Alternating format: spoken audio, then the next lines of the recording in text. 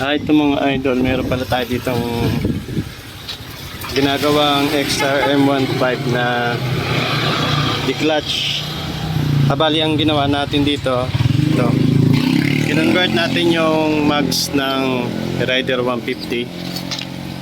Ito yung dati niyang rim, pati yun sa hulihan.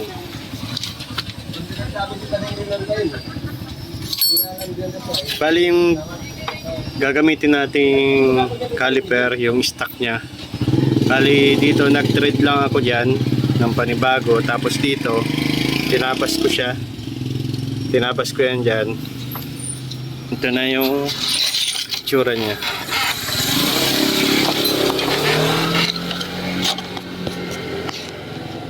Bali i-weldingin ko na lang yan dyan, tapos ipapakinisin natin para malinis siyang tingnan.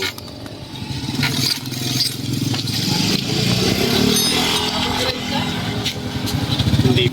Ito na nga pala yung hitsura ng bracket natin.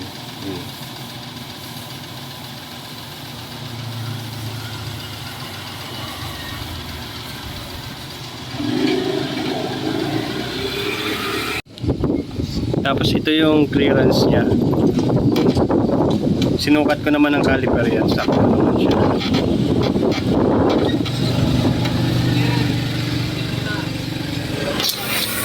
Yung spacer pala dito, yung nandito yan sa kabila, tinabas ko lang. Dito ko na lang siya nilagay.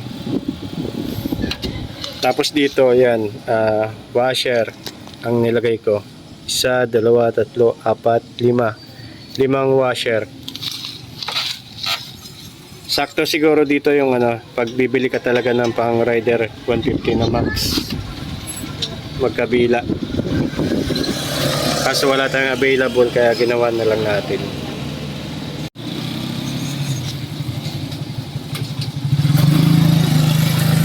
Tapos ito palang shock nya, pang Rider na mismo.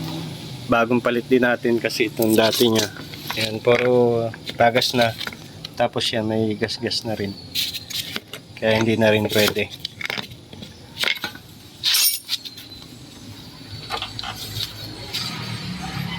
Tapos magpapalit na lang ng tapaludo na pang Rider. Ito yung mga gamit natin.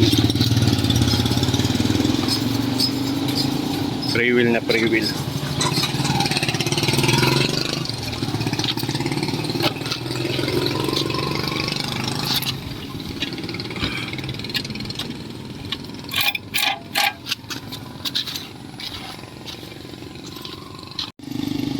Tapos dito pala sa likod nagpalit tayo ng pang smash na sprocket flange, tapos sprocket na pang smash.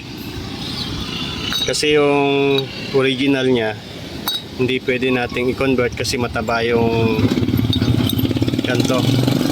Hindi gaya ng mga XRM125 na RS, siya, maliit lang, kaya pwede natin i-convert yon. Pero dito hindi pwede, kailangan talaga magpalit ng pang smash Shogun o Rider yan na sprocket flange. Tapos dito yung pinaka spacer nito medyo maiksi, nagdagdag ako ng isang washer. Tapos naka double bearing na siya na 6201 kasi yung ganito maiksi, kaya kailangan pa rin natin i-double bearing na 6201. Pag ito yung kakabit natin, siya, ang laki ng clearance. Tapos dito naman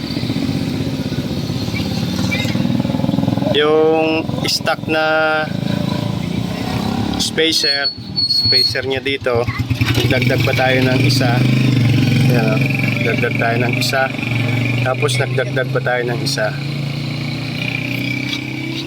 Kaya sakto lang yun doon dito. Kasi pag hindi natin dinagdagan ng washer, masyado siyang pupunta dito. Sakto naman yan, nakasentro siya. Tapos yung pre-wheel nya, yan, maganda yung pre-wheel.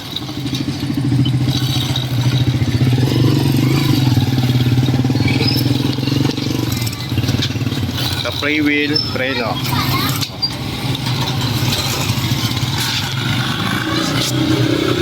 Free wheel, preno.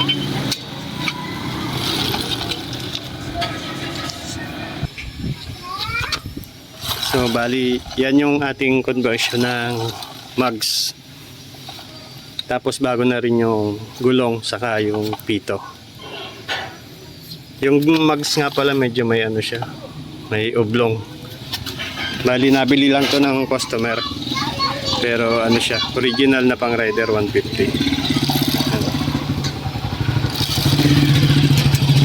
Tapos yung ginamit natin na tornilyo sa sprocket pang Dream, pang C100.